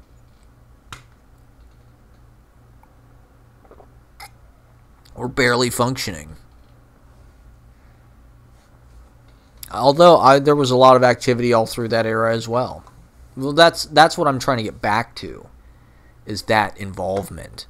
I mean, for me, the easiest way to do it is through music scene stuff, because that's where gigs are. There's gigs every night. But also open mics. I can go to, you know, if there's an open mic, there's open mics a couple times a week that you can find usually here or there. So you add that stuff together. I'm doing an open mic, I'm doing gig, I'd like to do, like I said, I could make this into sort of like, I wouldn't want to have a lot of people, but if I could have, I'd like to have maybe 6 to 8 to 10 people over for like a salon with maybe like a reading. Like a small reading. Everybody read 10 minutes or something. So not like a huge amount of people, but like just get some people to come over, talk about poetry, host a thing, have a little housewarming party. I don't know. We'll see. I know, I'd like to do it. I want to do it. I'd like to do it before Christmas. It's kind of late to plan that, but I'm trying to get back into that mode. I'm trying to pick up where I left off in a lot of ways. I guess I should have done this 6 months ago. That KGB gig, I should have just like picked up from that and just, and it felt hard to even do the fucking festival. I guess because I wasn't really connecting with people as much. I don't know. It's taken time. You know? Now I feel like, I don't know, I feel like switched on in a way that I haven't until now. Now I feel like I'm on a mission and it's like, okay, I need to book some stuff in venues.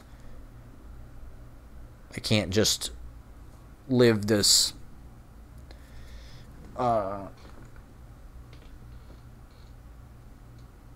kind of like lazy dream life. Hermetic. Like, it's time to connect it and make it go boom boom pow. And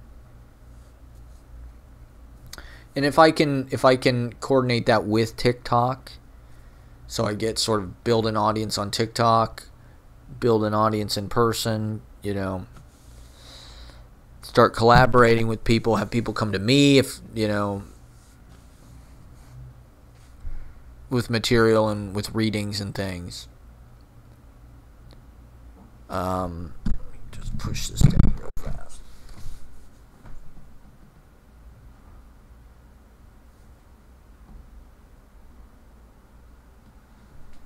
Okay, I got 20 minutes. What the hell do I need to talk about that I haven't talked about? Well, I went on this date with this girl last week. It went about like they all have. Which is to say, nowhere. I've started to have poets kind of contact me. I've started to get a little more active with the social media and the Instagram and things. I need to edit some new episodes really bad. That's something I need like to have done like weeks ago, but I need to get those on the air like ASAP so they don't can me before the new season. If they haven't already, the bastards. No, they're awesome. I'm just kidding, but I've just been so out and about. Now it's like the weather's turning. Things are starting to get more indoors, so I can focus on that stuff more. And I've been focused on writing and reading. That's been kind of important to me. Not that I've been that great about concentrating or focusing, but I have tried to make it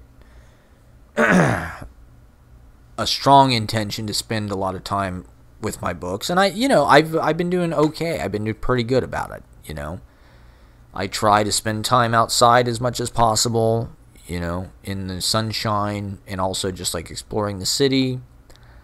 I've been ordering all these books, and I'm lucky enough to have them all assembled, so I'm trying to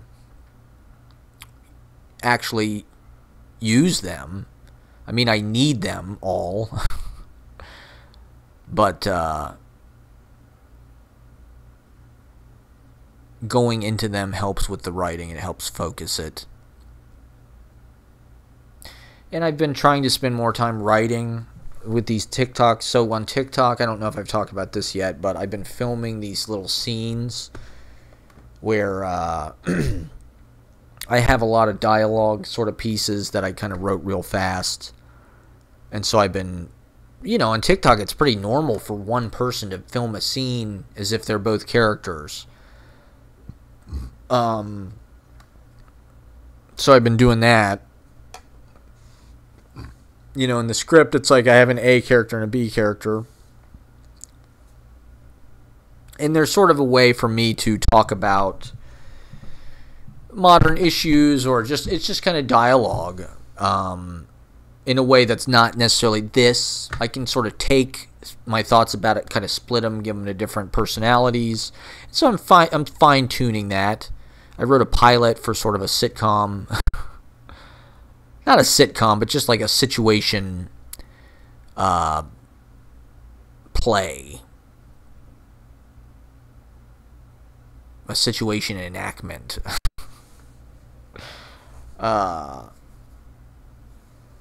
And I'm trying to. It was fun. It was really fun to do these little movies. I'll probably do one tonight. I've got some dialogue I found, conversation piece, and they're very watchable on TikTok. I wasn't getting a huge amount of likes on them, but I was getting some followers when I was posting them. My poetry videos have actually been doing very well.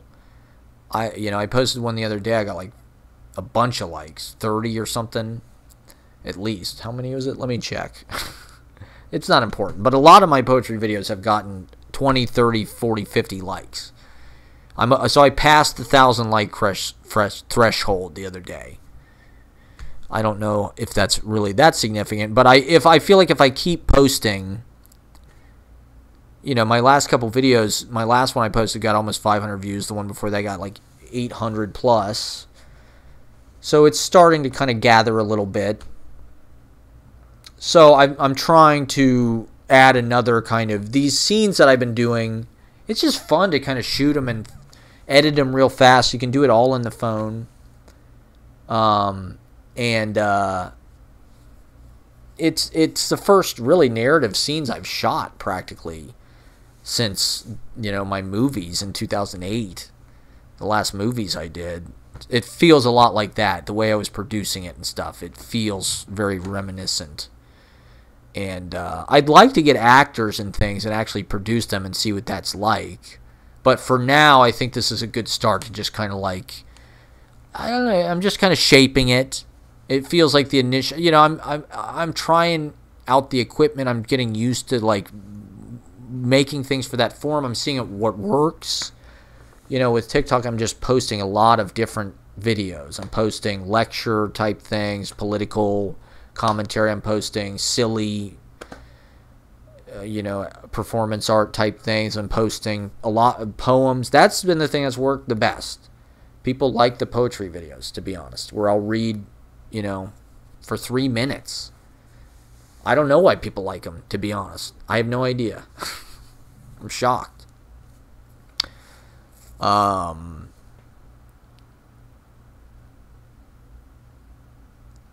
Those have been the most successful by far. But the scene videos, I think, are kind of the most interesting. It's another way for me to use writing. And TikTok, it just feels like the right medium. Like, I wouldn't really do this to Instagram. Instagram's too kind of formal, and it's too like surveillance-y, and like there's too many eyes. Well, I don't know. TikTok, it feels like for video stuff, if you're entertaining, if you're a writer, I can offer kind of scenes about social commentary, about modern life, and just produce them immediately. I can shoot them, just me. I can do all the lines. I'm this character, boom, then I'm that character. So the way it's breaking down is I sort of have the neurotic me character, the Matt Proctor character, in plain clothes, looking like this. And then I have the Frankly Fabulous character, who's the cool friend in the sunglasses and the, you know, the visor. And so, you know, I'll say something neurotic, self-deprecating, or sort of trollish or whatever, gnomish. And then Frankly Fabulous will say something like Ferris Bueller-ish or cool, or, you know, devil may care or whatever. That's basically the kind of dichotomy so far. You know, I'm developing it, I'm shaping it. It's just sort of like little bits of dialogue, little bits of... it's like this, you know, the initial scenes in Seinfeld are sort of George and Jerry just sort of hashing over cultural little, you know, the button or whatever, sitting across from each other. And so I'm sort of starting from that place. Like, what's the dynamic between and then I can expand it. You know, my vision is like you could have a whole long form show on TikTok where you self-produce it with all characters, and I'm looking at it sort of like an Aaron Sorkin thing, like the newsroom. Like he can write about politics and write about, and he's got this very distinct dialogue and this very distinct style, and you have to be kind of listening. And it is almost like a newspaper or something. But the stylisticness of the dialogue is what makes it like... That's where the art comes in, I suppose. But he's commenting on social issues, and it's dramatized. So I think dramatizing... I don't know, it's just more pleasant for people to watch something that's dramatized. So I can have those videos that are dramatized, and there's like a fourth wall. And that's almost like, you know how there's Soprano scenes in your TikTok, or it'll show you scenes from Curb Your Enthusiasm. It's just like, boom, here's sort of a dislocated, free-floating scene from season 3 of fucking Sopranos or whatever, or Ralphie or something. But you don't care. It's just like, I don't know, it draws you in for some reason. These scenes I want to exist in. I want them to be sort of like a daily comic strip. You know, this is like Doonesbury or something, or Peanuts. It's like, it's a little 3-minute movie. It's just a little piece of kind of free-floating dialogue. It's Garfield. We have these characters. We're not really sure. it can make a narrative. You can chain it together to make like this scene leads to this scene. Like Doonesbury does that. They'll have running. Or it can just be like, here's today's funny conversation that's sort of disconnected with these characters. That's how I'm kind of thinking about it. It's like a TikTok comic strip, you know. And but with like sharp dialogue, you know, stylized, like Poets Theater, really. Except just straight for TikTok. You know, TikTok already has a lot of, it's normal. You know, when I started doing video stuff in high school or after high school, the idea that you would film a scene with yourself would have been, especially like something that needed like a set or costumes, the idea that you just film that kind of like in your apartment with like shitty costumes or you doing all the parts, you know, that wasn't, the idea was you had to like get production, and you should wait until you have production to make the stuff. That's why I never really made that much, certainly of my own material, because it's just like, I just thought I needed to learn the rules or something and do it the right way and blah, blah, blah. Which I did, but there's my most interesting scripts I never filmed. I had some interesting autobiographical material that I just didn't know what to do with because it felt unprecedented. It didn't really have like conflict and all that shit.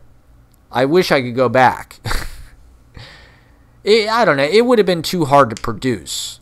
The only way you could have produced it was in camera with your stepdad's camera. The acting would have been terrible. You know, the lighting, the continuity would have been all been terrible. But that could have been cool. You know, that actually would have had a lot of soul. That's how I like to approach things now. Even though it's not really necessarily the most professional approach. I don't know.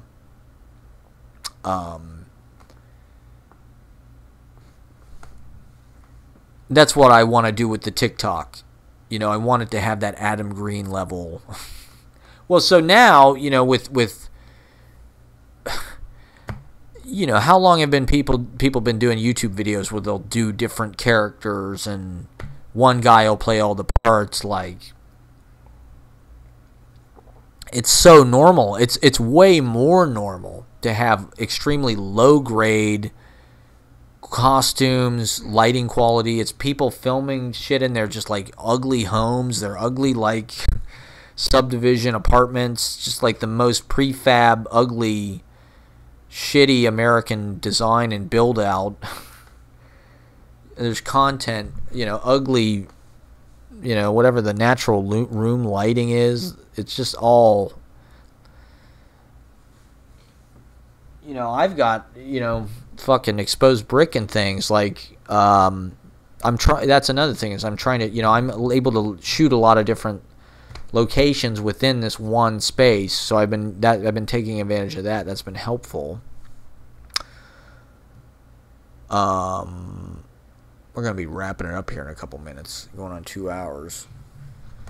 So that's been a big thing that I've been working on, and I don't know. I went, like I said, I went to Drama Bookshop just kind of accidentally yesterday. I went up to Schnippers, my favorite place to get chicken fingers across from the Port Authority. I walked up there because it's 20 blocks, so it's like it's a 20-minute walk, and it's just, you know, I'm always going south. I don't know. Every once in a while, I like to go to Schnippers. Not often.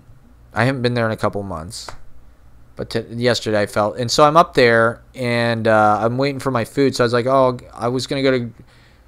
Well, I wanted to order online, so I was like, oh, Drama Bookshop's not far from here. It's 2 blocks south. So I'm like, okay, I'll go to Drama Bookshop and I'll order online from there, and I'll wait for the food there because it's like 25 minutes. A bunch of people walked in before me with like kids and stuff, so I was like, oh, fuck that, I'll order it online. And it's like 25 minutes, so I was like, okay, I'll go to Drama Bookshop. So I walk over there, and I'm just, you know, I've always wanted to be an actor hanging out in Drama Bookshop, you know, writing my plays. And I think it's such a fucking shame that Manhattan Repertory Theater is no longer there. I just, that would be the perfect spot for me to mount my shows. Like, I could write these kind of scenes, rehearse them with somebody, and then take them to Manhattan Rep, literally 20 blocks away, and premiere them. You know, I'm 20 blocks south. It'd be perfect, you know. It's on 42nd and 8th. Schnippers is on like it's in the New York Times building on like 40th and 8th, whatever that is. And then Drama Bookshop's on 39th, courtesy Lin-Manuel Miranda. And they have really nice cafe. And I was hoping that they were amenable to, you know, just starving artist types going in there and just vampiring the Wi-Fi, which their Wi-Fi is on a password, which I didn't want to buy anything and ask them, so I didn't actually get to use the Wi-Fi. But I just hung out and I worked on my plays. I wrote some dialogue for TikTok, for my TikTok series. I'm in a desperate bid. I need to get famous on TikTok before I run out of money. Or else I have to get a job. Which, I'm not sure. I'm not sure what the fuck I'm going to do about that. My friend Jenna just moved out of New York, which I didn't even know that was happening.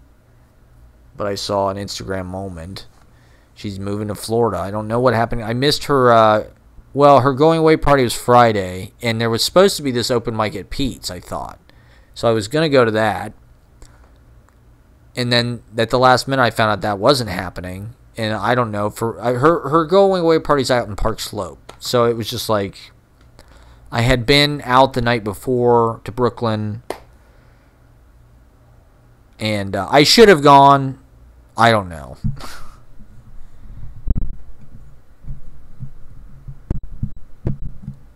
It's weird she had her going away party literally a block away from where I used to live. That was her neighborhood, Skylark. Well, you know, the last time we hung out, we had kind of an ugly confrontation, so I didn't really want to. I don't know. I wasn't sure how to. I was like unprepared to go in that situation because I was psychologically prepared to go to this open mic. I'd been thinking about it like literally for like a month because it's the first Friday of every month supposedly, and that's like you got to make sure you get that because you're gonna miss it. You got to wait a month. So I was like, I'm definitely doing it. And then I found out about her thing like literally the fucking day of or something. Maybe the day before. And then I didn't find out the open mic was not happening until like that night. So it's like, okay. I wasn't really psychologically prepared to go to the goodbye thing. So I don't know. But I know that she was looking for a job big time. Literally for the past year in New York. She got here around the same time that I did. She was staying with friends here and there. And then, I don't know what happened. I suppose she got a job in Florida. Which, hey, that sounds pretty cool. I don't know. I like New York. I feel like New York is my home. I don't want to live anywhere else. I would just like to be more successful within it, you know. And have a more, if I could get comfortable here and make money and be doing what I'm doing and making money and just continue, I'm all in, baby. I love it. Give it to me. It's the greatest. It is the fucking greatest. Giving me all of it. I fucking love all of it. I want a weekly show in New York. I want to be performing 3-4 nights a week in New York City.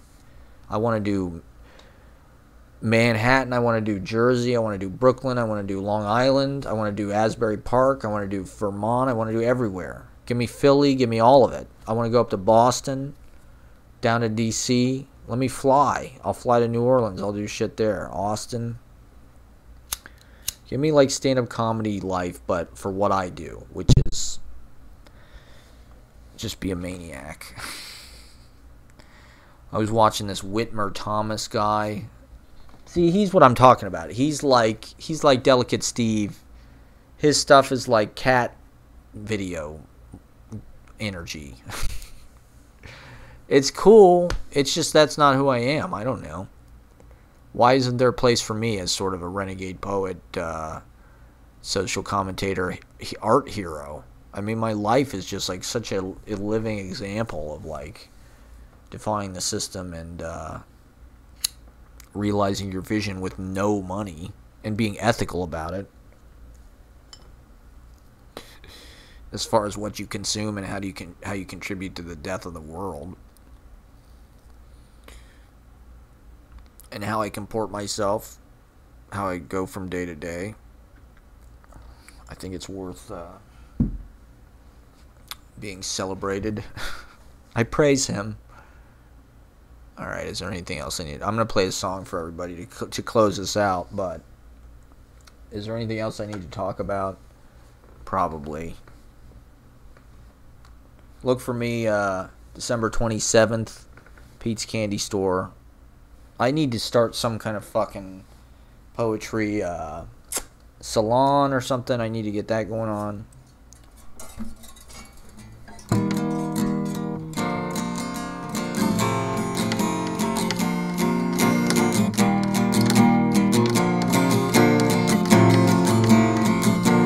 Well, I don't know how to get through to you. You disconnected the cellular phone. And I don't know how to get through to you now that you live out there on your own. Stop me if you heard this before. I feel I'm repeating something I said, but I got a song I wanna sing out of this music box of my head. 2, 3, 4. I don't wanna condescend to you, oh, but you leave me with no other choice now, don't you?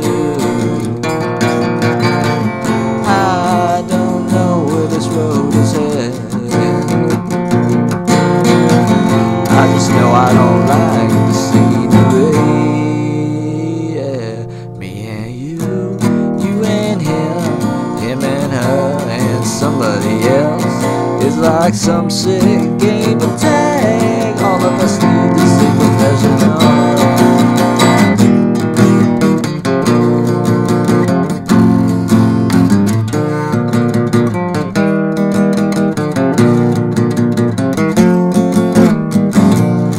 Trees are raising the leaves to the sky. The sun is looking you right in the eye. All of this love has got me surrounded, drowning in flowers flooding up from the ground. The wind, she was full of sign. The highway's full of the front seat was full of silence. The back seat was full of violence. I don't wanna go listen to you.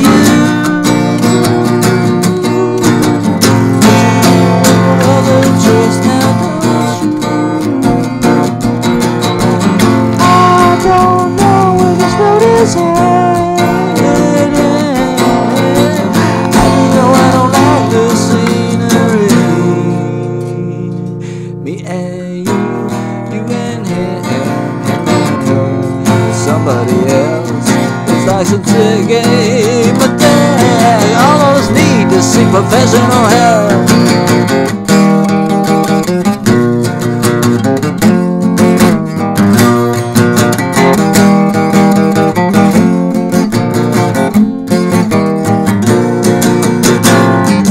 I couldn't unmemorize the things I wanted.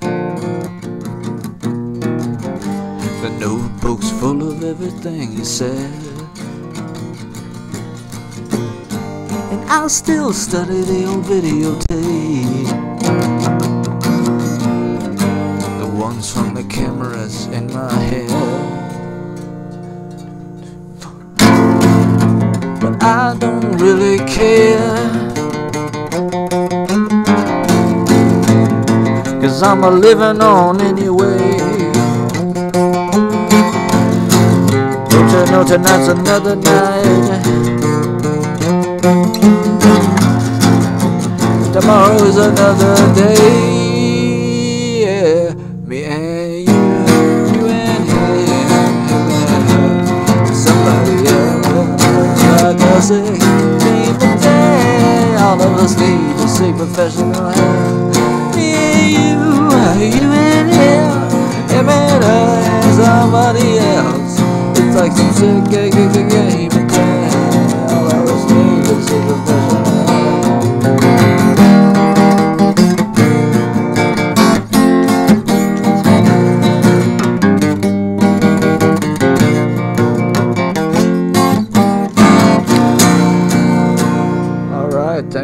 See, Frankly Fabulous. Man, see, Frankly Fabulous. Oh, December 27th, 2021. Playing all the greatest songs. Play whatever you want. Play whatever you want. Play whatever you want.